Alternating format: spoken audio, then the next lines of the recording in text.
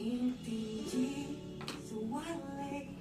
E ainda tem coisas que eu não sei, mas sou seguir e contar. Porto seguro para ancorar. Eu sei que tudo eu devo ser. Sua bondade vai me salvar. Na lealdade e não me manter. Melhor aventura é andar com você. Eu vou seguir para o largo marchar. Eu sei de onde eu vim, pra lá vou voltar. Por mais que tentem, não vou me calar. A minha armadura é confiar. Eu vou seguir para o largo marchar. Eu sei de onde eu vim, pra lá vou voltar. Por mais que tentem.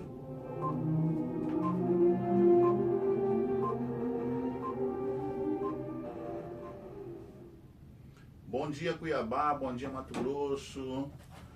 Hoje, dia 31 de outubro, o mês de outubro acaba aqui, né? Uma sexta-feira, também o dia do Halloween, o dia das bruxas.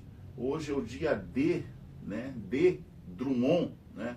É o dia da poesia, né? Carlos Drummond de Andrade.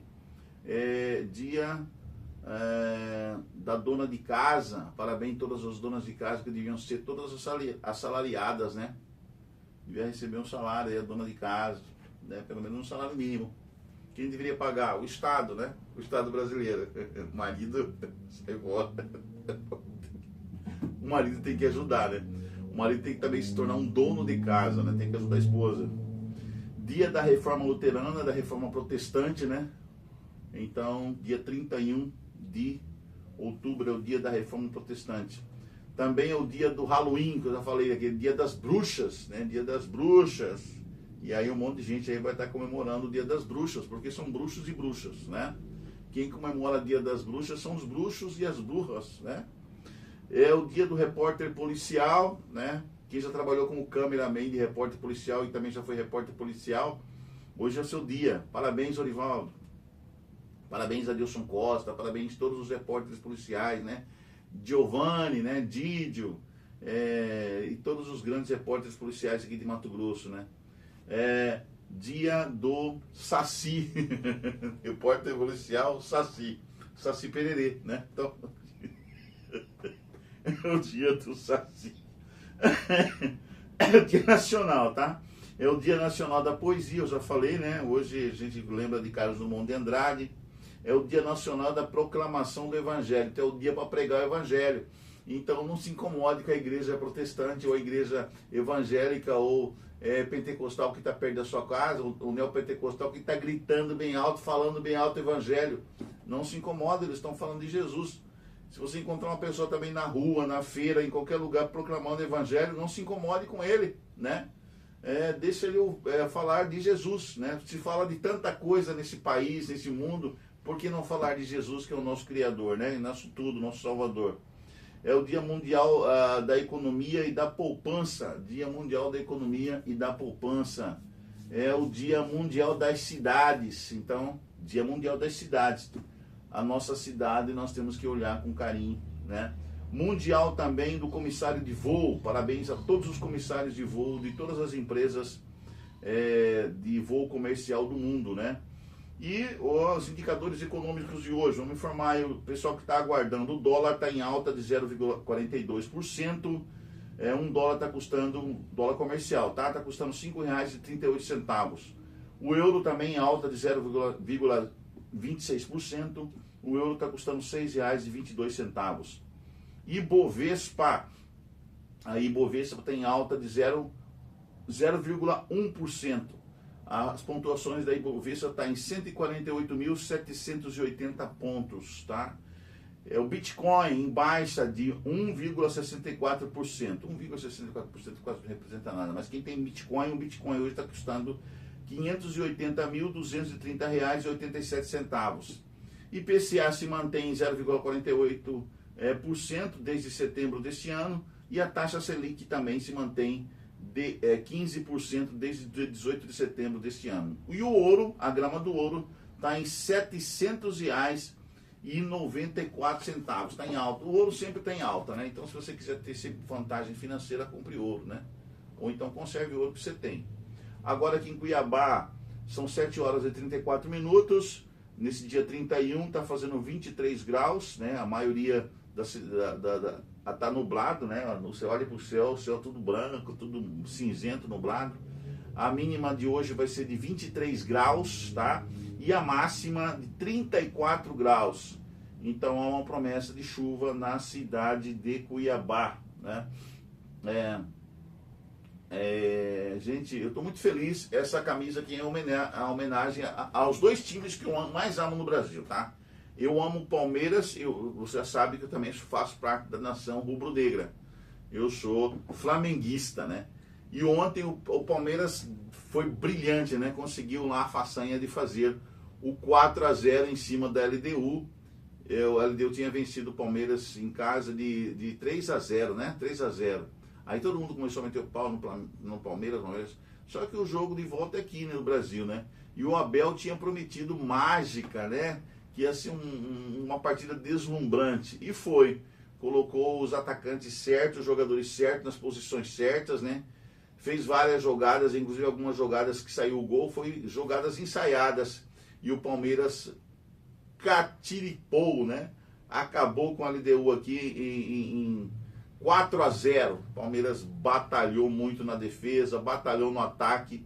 Fiquei muito feliz, porque aqui em casa só existe dois tipos de torcedores. Existe o flamenguista e existe o palmeirense, né? O meu irmão é palmeirense e eu sou flamenguista. E os nossos dois times de coração, que nós amamos aqui, inclusive as meninas também, com exceção de uma que é vascaína, né?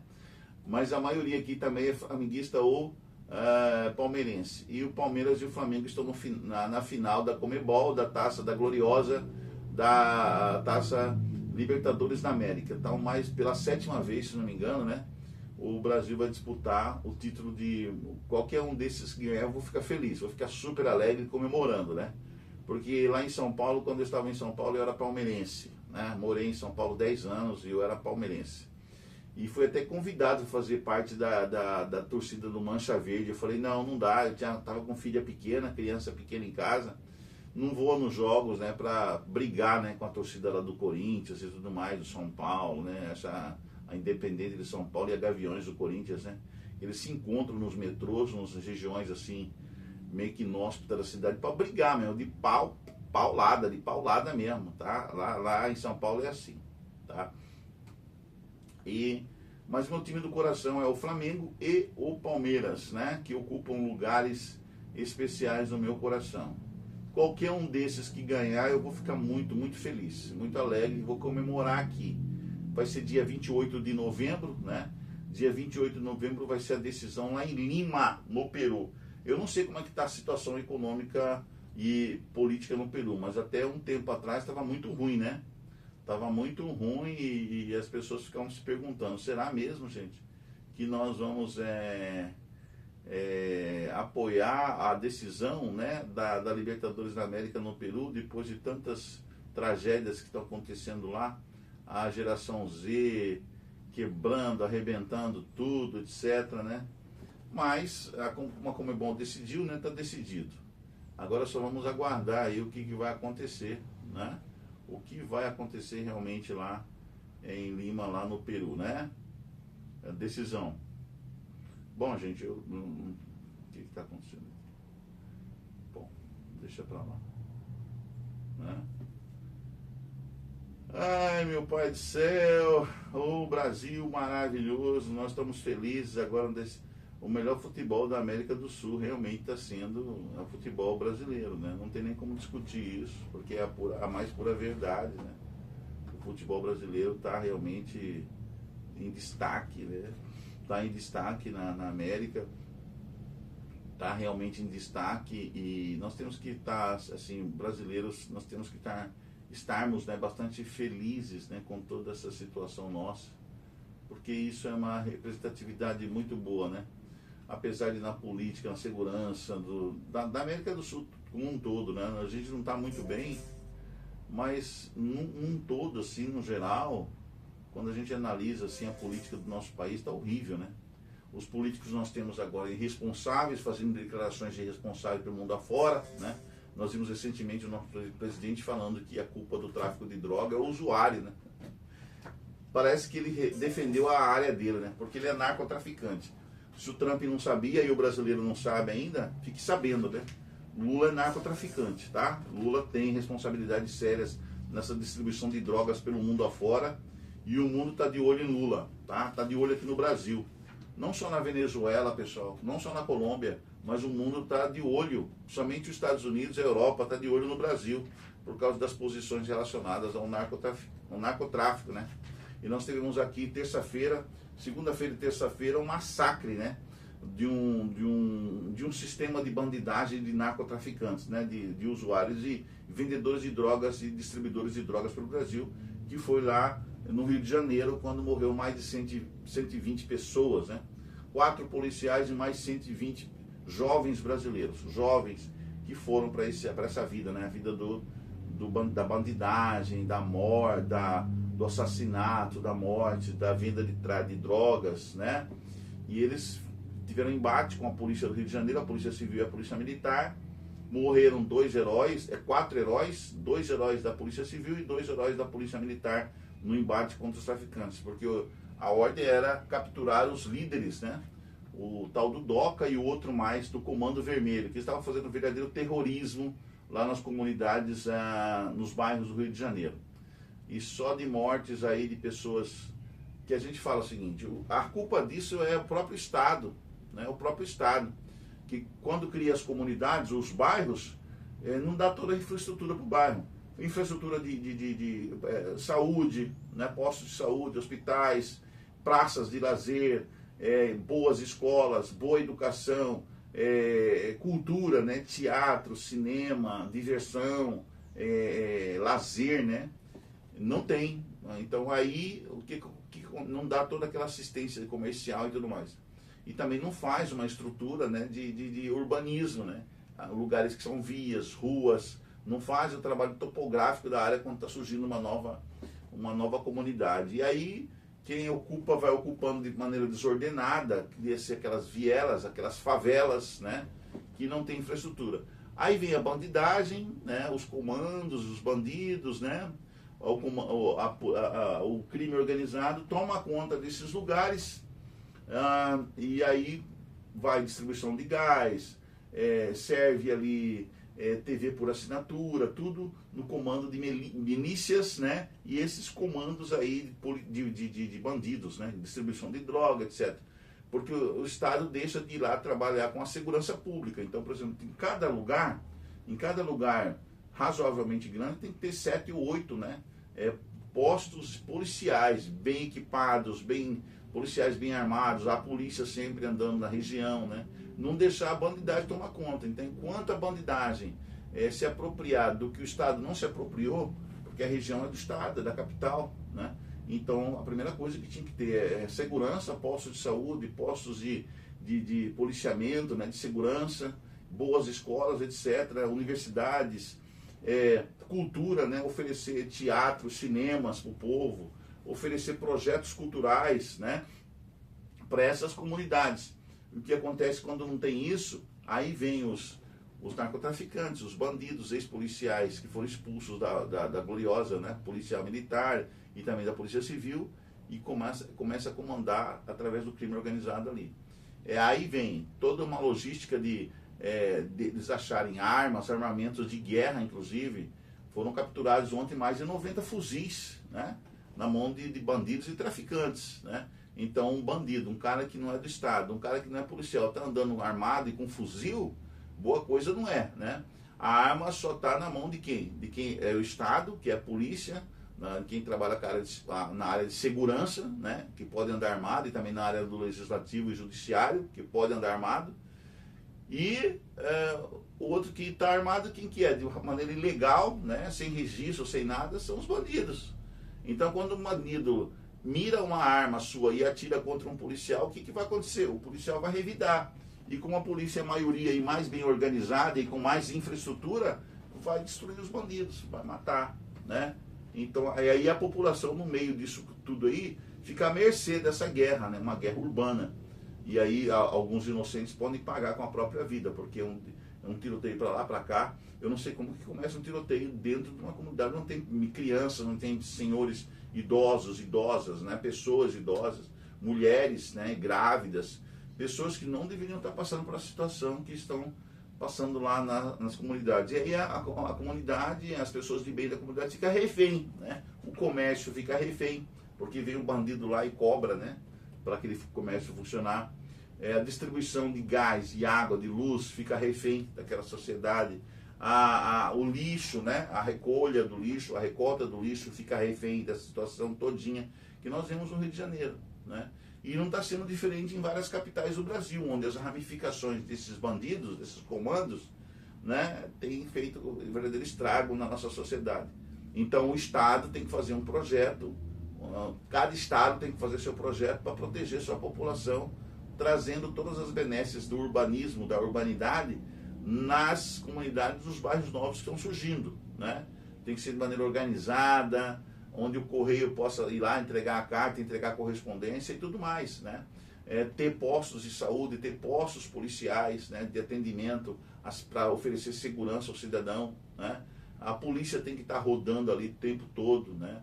Então não pode deixar na mão do crime organizado. O que aconteceu no Estado brasileiro é que nós tivemos grandes e magistral políticos incompetentes, governadores incompetentes, prefeitos incompetentes, vereadores incompetentes. É que a gente vai elegendo gente ruim, né, para a política. E a gente não pode errar mais nisso, de eleger gente ruim, né? Vereador ruim, que não tem estudo, não tem conhecimento de lei, não tem nada, não sabe fazer um projeto, né?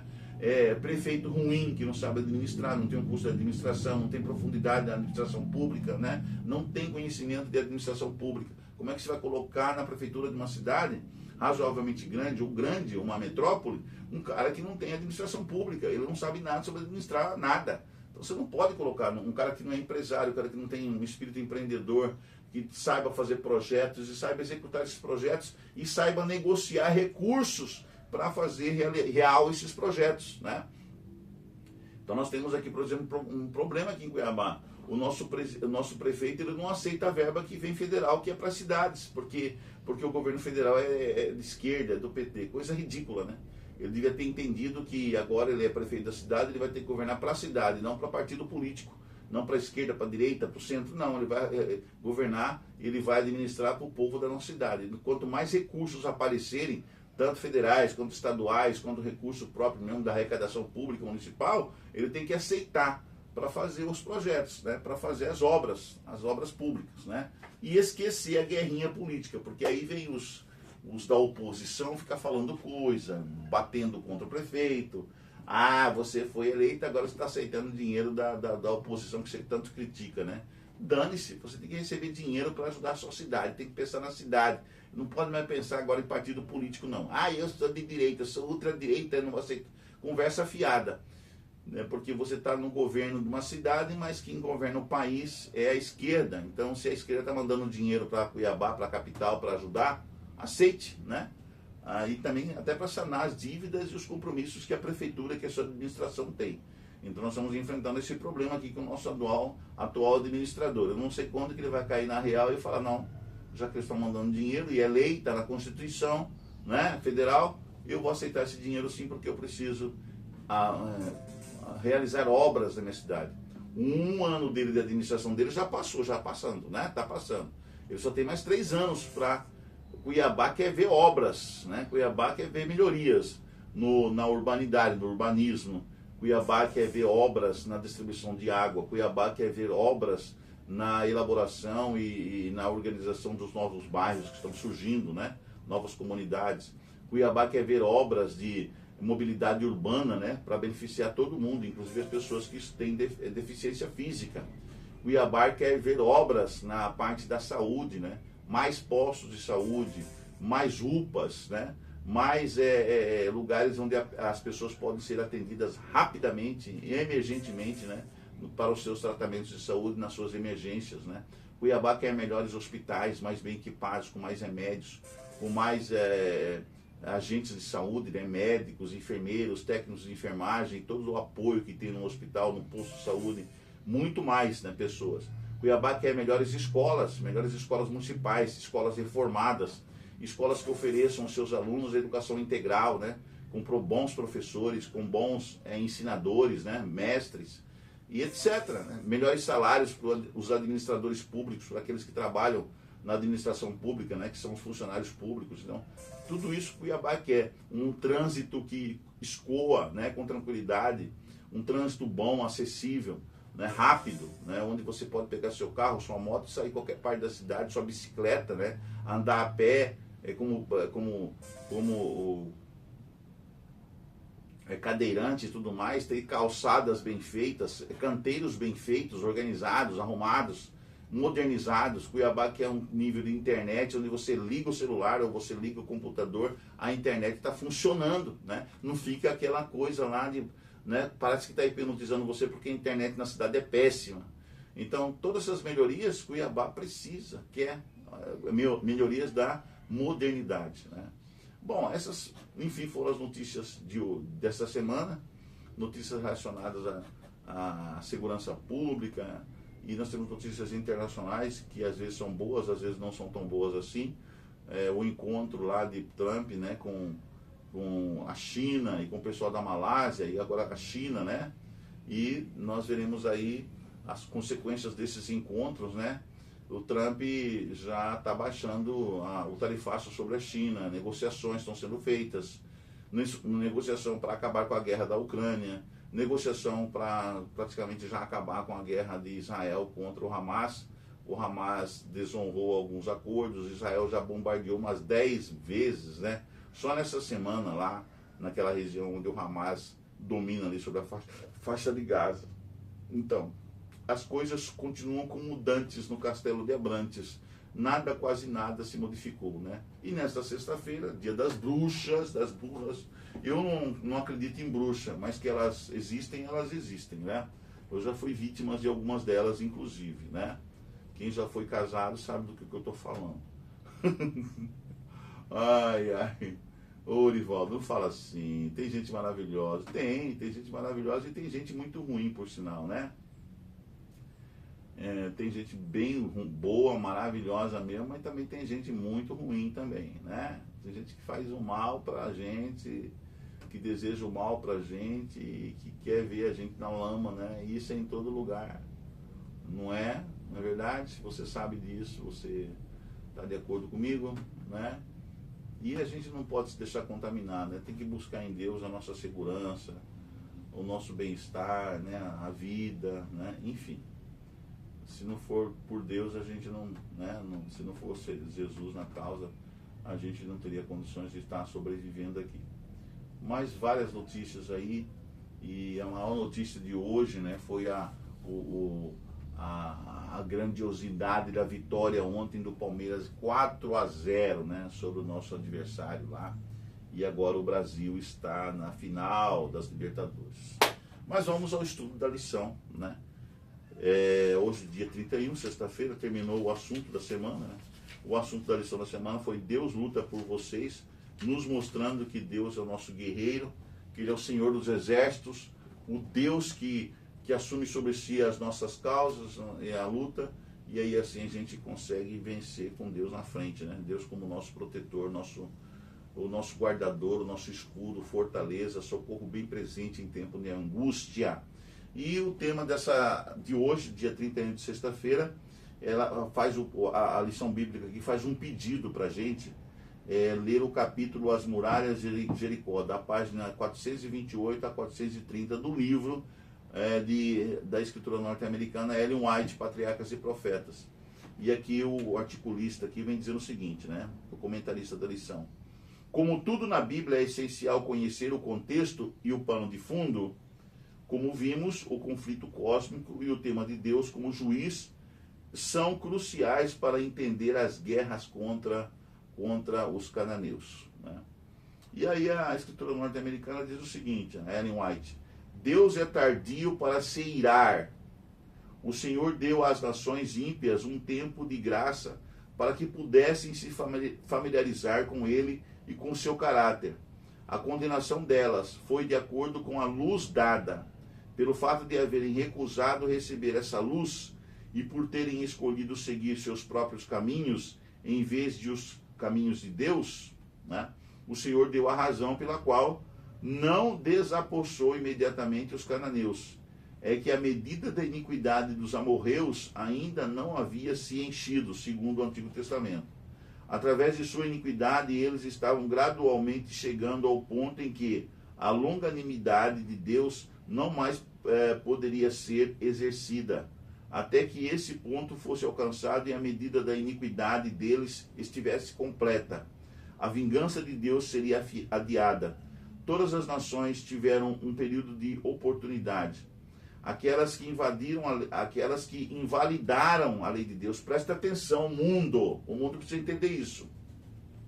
Aquelas nações que invalidaram a lei de Deus, aqueles povos que invalidaram a lei de Deus, avançariam de um estágio de impiedade para outro estágio.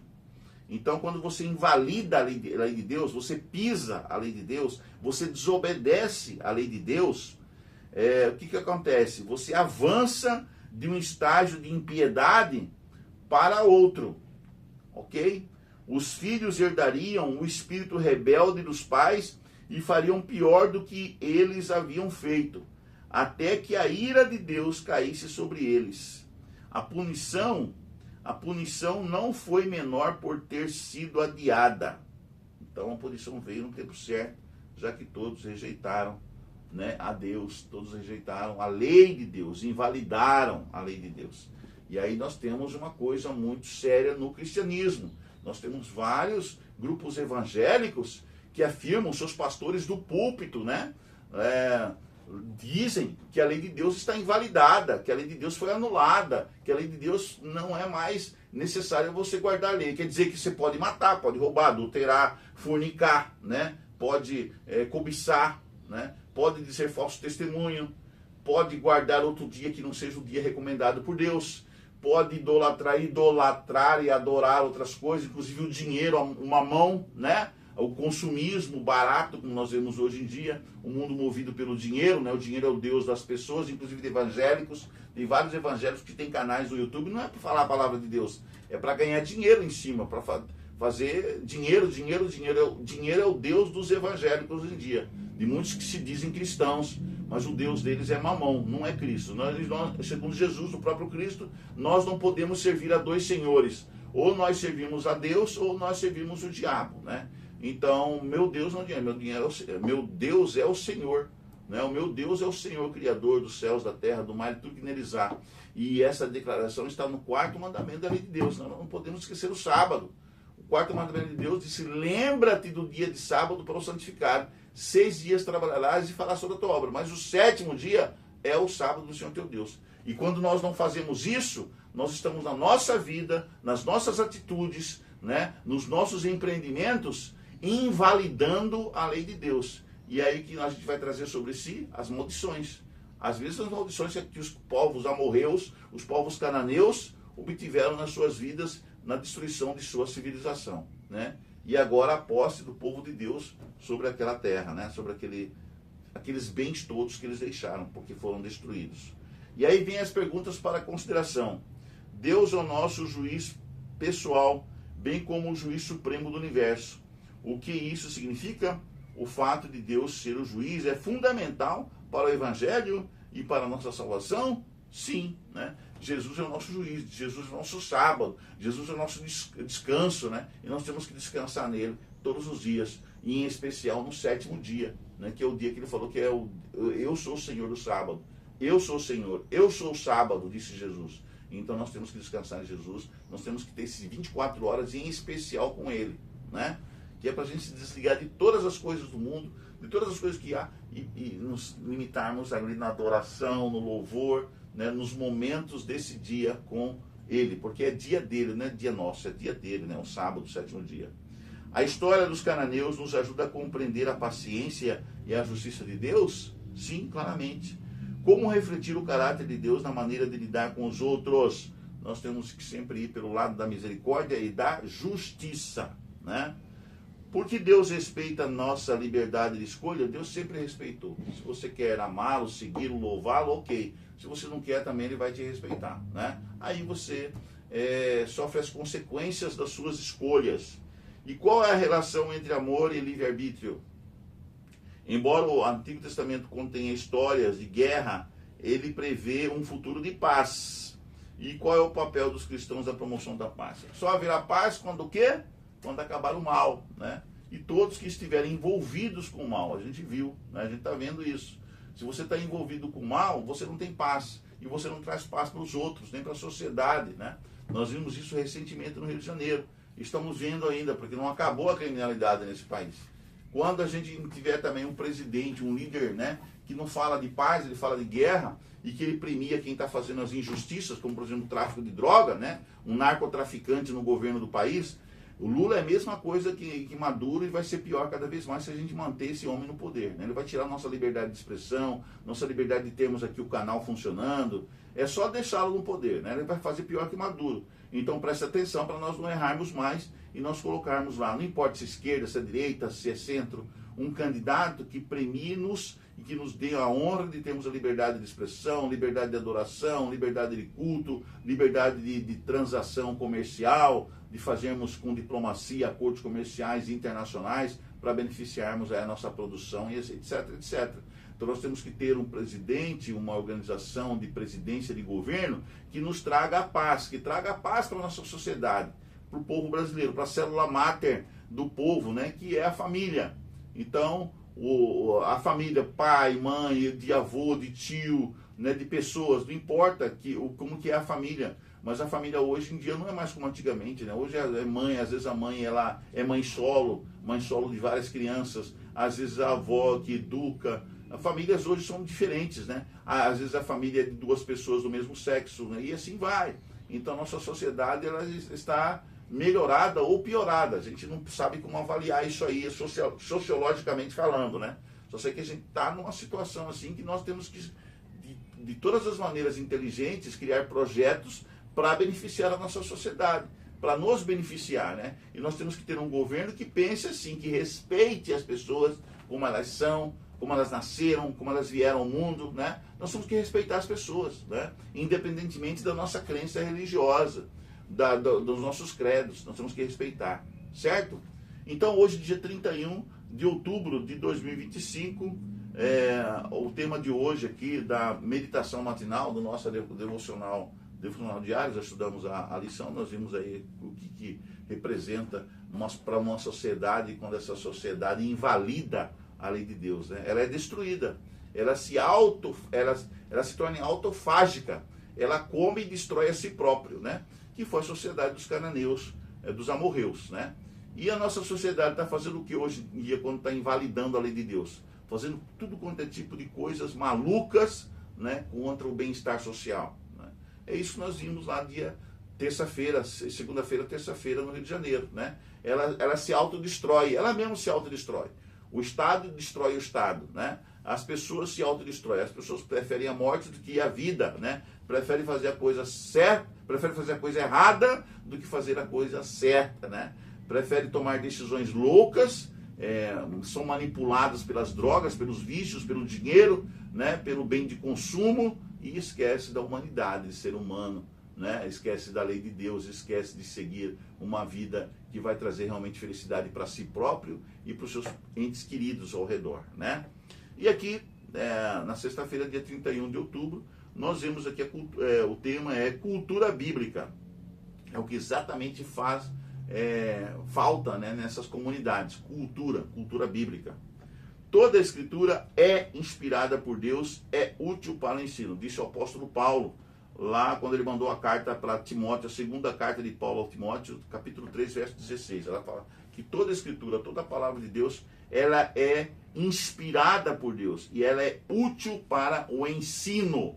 E o que falta na cabeça das pessoas é o ensino. Ensino do quê? Das escrituras sagradas, da palavra de Deus, da Bíblia Sagrada. Aí quando a sociedade resolve excluir da sua cultura a Bíblia, né, o que acontece? Acontece isso que a gente vê. O crime e o mal tomando conta da sociedade, o crime e o mal tomando conta dos seres humanos, né? Da vida urbana, da vida rural. Não há mais respeito, não há mais moralidade, não há mais você viver uma vida feliz, né, fazendo bem para si próprio e para o seu semelhante, para o próximo, né? E aí esquece a lei de Deus, que é resumida em 2 mandamentos: amar a Deus sobre todas as coisas e ao próximo como a si mesmo. Consequência, quando isso não é padrão, quando isso não é moral, quando isso não é a ética, não é a suprema, acontece o que nós vimos: a violência se instala, a criminalidade se instala, o vício se instala, né? O pecado se instala, e aí a gente vê as consequências na própria sociedade, com a morte de um monte de pessoas, inocentes ou não, mas que escolheram o lado errado da vida, né? E vamos ver aqui o que diz a mensagem de hoje. A Bíblia não é um livro de ciência. Enquanto a ciência tem o objetivo de descobrir fatos sobre a natureza e o universo, a Bíblia apresenta o plano de Deus para a humanidade e o significado da vida. Porém, o livro sagrado dos judeus e cristãos contém muitas afirmações que podem ser consideradas científicas. Na área de saúde, por exemplo, o Antigo Testamento apresenta uma variedade de instruções que foram validadas cientificamente. Essas instruções incluem o isolamento das pessoas infectadas, Levítico capítulo 13, 45 a 46, a purificação após o contato com cadáveres, está em Números capítulo 19, verso 11 a 19, e a maneira adequada de descartar os excrementos longe da população, está em Deuteronômio 23, verso 12 a 14. Várias passagens de Provérbios 14, 30, Provérbios 15, 30, Provérbios 16, 24, Provérbios 17, 22, indicam uma correlação entre a saúde física e a saúde mental, antecipando em séculos as discussões da ciência moderna. Em termos de ecologia, o Código Mosaico legisla em favor da conservação dos recursos naturais, Deuteronômio 20, 19 e 20, e dos animais, Deuteronômio 22, 6 e 7. Além disso, Levítico 25, 1 a 7, prescreve o descanso da terra a cada 7 anos, uma prática valorizada pela agricultura moderna. Em um tempo em que o Sol, a Lua e as estrelas eram consideradas seres vivos e adorados como deuses, o Gênesis já indicava que os astros eram objetos inanimados criados por Deus. Foi assim que alguns homens, influenciados pela Bíblia, começaram a lançar os fundamentos da ciência moderna, mesmo contrariando alguns dogmas da Idade Média. Por exemplo, em 1590, Galileu Galilei inaugurou o experimentalismo. Francis Bacon publicou em 1620 o Novum Organum, lançando as bases do método científico. Depois vieram as contribuições de Johannes Kepler, que se tornou o pai da astronomia moderna. Blaise Pascal também se destacou como um dos maiores filósofos e matemáticos da modernidade. Isaac Newton descobriu a lei da gravidade. Todos esses homens liam a Bíblia e criam em Deus. Portanto, longe de ser um livro obscuro que mantém as pessoas na ignorância, a Bíblia é um compêndio único que desperta o raciocínio e estimula o estudo das verdades de Deus, assim como das obras que Ele, Deus, criou, né? Então essa aqui foi a mensagem de hoje, falando sobre cultura bíblica, né? E hoje, como é o dia da poesia, o dia da cultura, vamos dizer assim, né? A gente só é culto quando lê, tá? Se você não sabe ler, busque uma escola, vai fazer o SEJA, né? O EJA, para você aprender. Então se matricule numa escola, nem que o curso seja à noite, né? Mas vá à escola, vá estudar, porque você precisa aprender a ler, precisa aprender a escrever, precisa, quando você vê um ônibus, você sabe para onde aquele ônibus vai, né? Precisa aprender a calcular, né, as operações matemáticas, você precisa aprender. Então, se você não sabe ler, aprenda a ler. As escolas têm o SEJA, né, que é a educação para jovens e adultos, idosos, etc, etc. Então, a exaltação de hoje foi a esse livro aqui, né, a Bíblia Sagrada, o livro de Deus. Que você possa ter aqui hoje, aqui no Conectados hoje, compreendido essa mensagem, né? Que todos nós precisamos da cultura bíblica, todos nós precisamos adorar a Deus para vivermos uma vida intensa, uma vida próspera, uma vida feliz, uma vida alegre, né? Que seja assim uma luz para as pessoas que estão ao nosso redor, uma luz para a sociedade. A gente será uma pessoa que vai contribuir para o bem da sociedade. Que Deus abençoe você, sua família. Vamos orar. Querido Pai, querido Deus, obrigado pelas mensagens de hoje, Senhor, pela alegria que invade nossos corações, pela vida, pela paz que ainda gozamos, Senhor. Senhor, dá luz e juízo aos nossos governantes. Luz e juízo para as pessoas, os juízes da Suprema Corte Brasileira. Luz e juízo para o nosso executivo de luxo, né, que é o presidente da República. Luz e juízo sobre o nosso Congresso. Luz e juízo sobre o nosso Senado. Luz e juízo para aqueles que têm o poder da caneta nas mãos, que podem nos fazer bem a toda a sociedade brasileira, né? Tanto a nível municipal, estadual, como federal, Senhor. Senhor, fica no coração daquelas mães, daqueles familiares que perderam seus filhos essa semana, né, debaixo de tiroteio, debaixo de uma guerra urbana, né, que nós teríamos que consertar essa questão a respeito dos comandos, né, de bandidagem, de narcotraficantes, narcoterroristas, né, que nós consigamos eliminar, tirar da nossa sociedade essa gente tão deletéria, né? E se essa gente estiver no meio político, Senhor, elimine-os, tire-os, Senhor, da nossa sociedade. Elimine o mal, desde o alto escalão até o mais baixo escalão, Senhor. Tira dessa nação o comprometimento com o mal, né, com a droga, com o vício, né, com a violência. Tira da nossa sociedade, Senhor. Traga no Brasil um país de paz, um país de pessoas que estudam, um país de pessoas que se desenvolvem através do estudo, da educação, Senhor. E faça as pessoas entenderem que elas só são felizes quando elas estão ligadas ao inventor da felicidade, ao Deus Todo-Poderoso, ao Criador, né? Faça as pessoas entenderem que não adianta elas se revoltarem contra a vida, porque a vida é mantida pelo Senhor, que é o nosso Criador, que é o nosso mantenedor, que é o nosso juiz também, o nosso administrador maior, o nosso Salvador, o nosso Senhor. Faça as pessoas entenderem que elas precisam ter uma relação, um relacionamento íntimo, profundo com o Criador, para elas serem felizes, para elas se entenderem e entenderem o mundo que está ao redor delas, o mundo que está ao redor delas. Senhor, todos nós somos sofredores, porque todos nós passamos por situações difíceis na vida, situações econômicas difíceis, situações de saúde difíceis, situações sociais difíceis, Senhor, mas pedimos ao Senhor a sua intervenção sobre nossa vida, para que nós tenhamos uma vida mais feliz e completa em Ti, e próspera também. Pelos méritos de Cristo Jesus, nosso Senhor e Salvador, nos dê um Shabbat Shalom, um sábado feliz, um final de semana feliz na Tua presença, Senhor.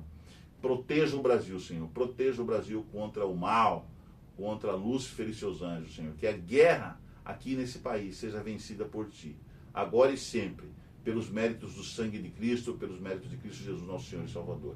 Amém, amém, amém. Um beijo, um abraço, né? Palmeiras e Flamengo na final da Libertas. Tchau, Deus abençoe você. Fica bem, fique em paz.